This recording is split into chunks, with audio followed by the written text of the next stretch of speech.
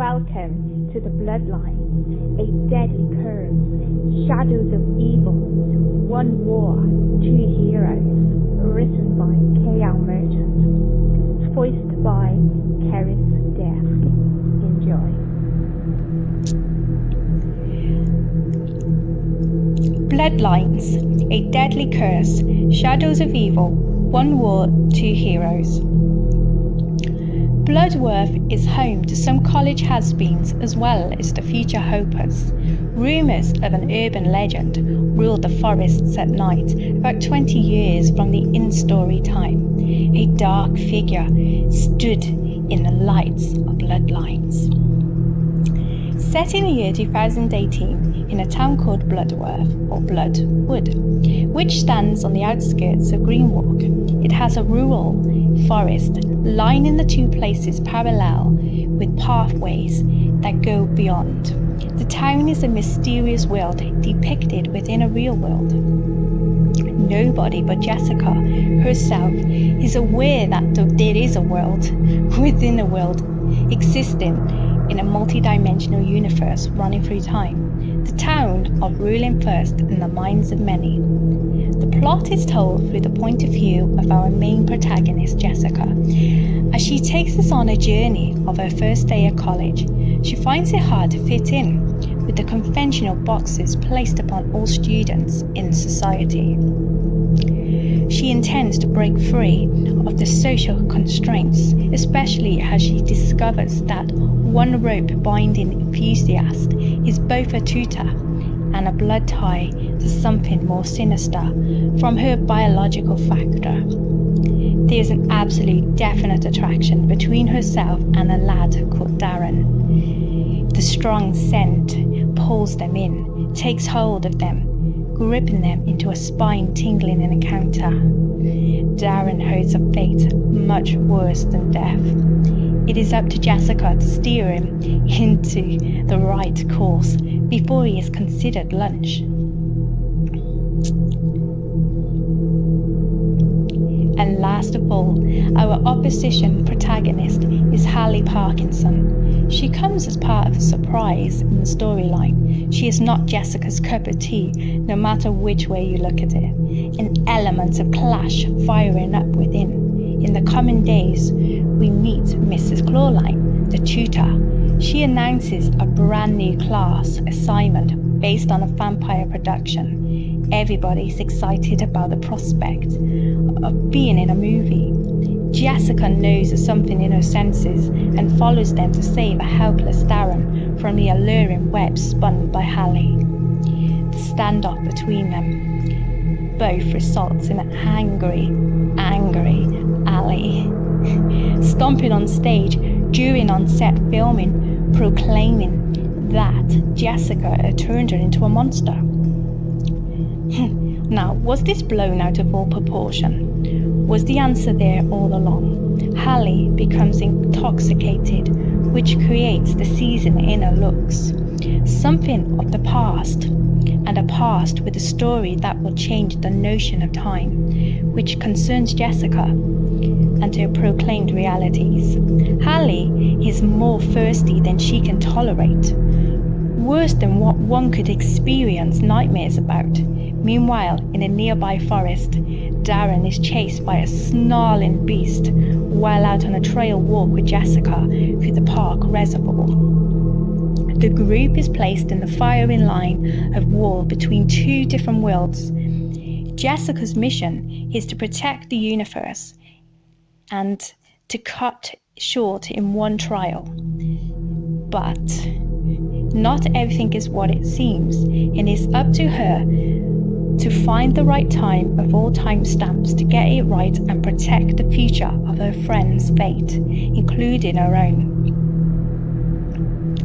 Each time, the time is never right. The teenagers are moving backwards and forwards, just like a pendulum swing, uncovering a wide range of secrets and new powers as they unlock their walkthrough. Years change every moment, while what happened yesterday may not really have happened until today. Time reverses and sometimes skips events entirely. creating that unnerved parallel path between past and present, a time-traveling treat that sparks into a bigger battle across time, possessing tools to rewrite the future. I hope that you enjoy my story, and I'm so glad that it's being read by someone who is deeply involved in all of these spooky things, spooky stories. Ceresdeath, I hand my poems to you now, and do what you must. Bring them to life, give them some emotion, and I look forward to hearing them. Thank you. Hope that everybody enjoys Bloodlines. My name is Kaylee Merchant. I'm from the UK. I'm very much British, and yep, I love writing poetry, spooky poetry for a living. Sparkling glance. There, that should do it. A dark shiver filled the air as a shadowy figure grasped a shovel. Nobody will find it here. The shadowy figure whisked past an old cemetery out into the dusk of dawn. Streets filled with cats scattered throughout the entire distance. Bats surrounded the hooded figure as they fought in resistance. A sudden chill froze the air like an iceberg in a lake. The hooded figure pulled out a gate that scattered the floor like a rake. Rain hit hard upon their face as they ran to the end of the terrace. "Where have you been?" called out a voice. It was a blonde girl with a pussycat troll bag. Walking to college, the two looked back at a nervous lad running up. The lady in white. She walks along with her soldiers. Behind, her cape drags along the floor, shimmering white. I face a facade within the night. Her flask opens the future of fright.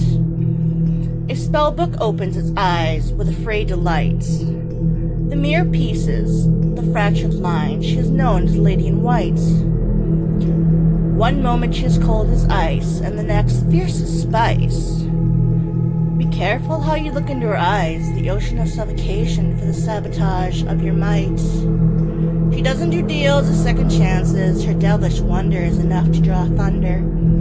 One step outside the ring, and her web will be a horde of beckoning. One spell cursed, the door will not be reversed. Lady Moonlight, journeying on through until we see anything. Before our eyes, Jessica chopped off the zombie troll's head to the floor. "It's your funeral," she shouted. A herd of newborns hurled her way. She stared at them with great courage in her eyes. Nothing could prepare them for the kind of mindset she had. Hey-ya! She grappled forward against their stone-washed bodies as each one kicked into the tombstone. The herd soon diminished to ashes and were removed from existence. That's how you eliminate the past. Jessica lunged into her most prowess demeanor yet.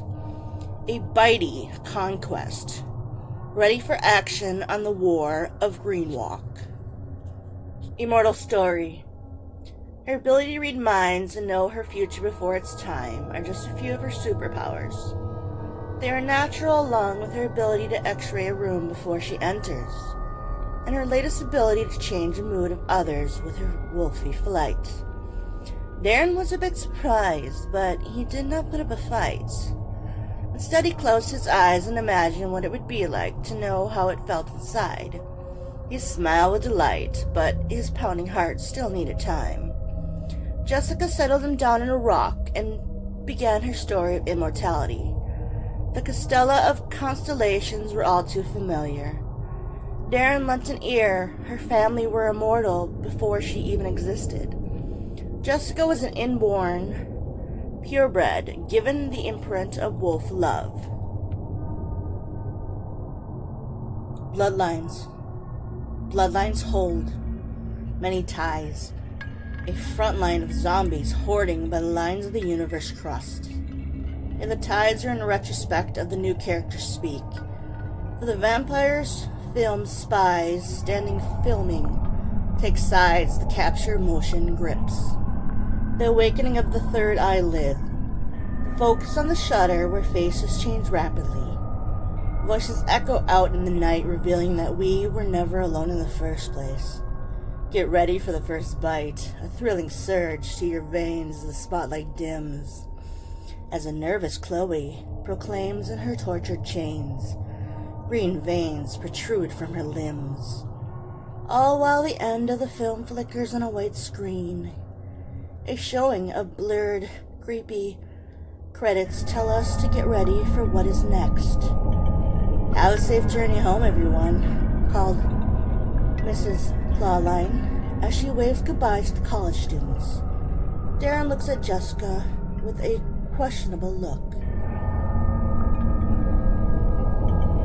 Hello, my name is K.L. Merchant.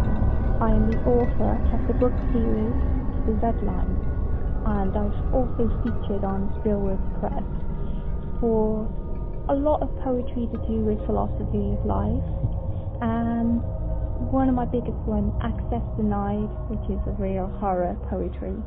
You can check it out, just put in K.L. Merchant, Spillwords Press, and Access Denied.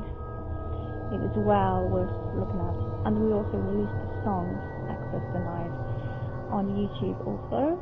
I also host a radio platform called Gadgety Radio, giving unsigned and independent artists an outlet the mainstream doesn't provide, so everybody gets a chance to shine, because I know how hard it is, to get the recognition you deserve for things you do, and it's really hard when you're unsigned and independent, because it's just harder to get yourself heard and looked at out there, because there's so many people striving for the same thing.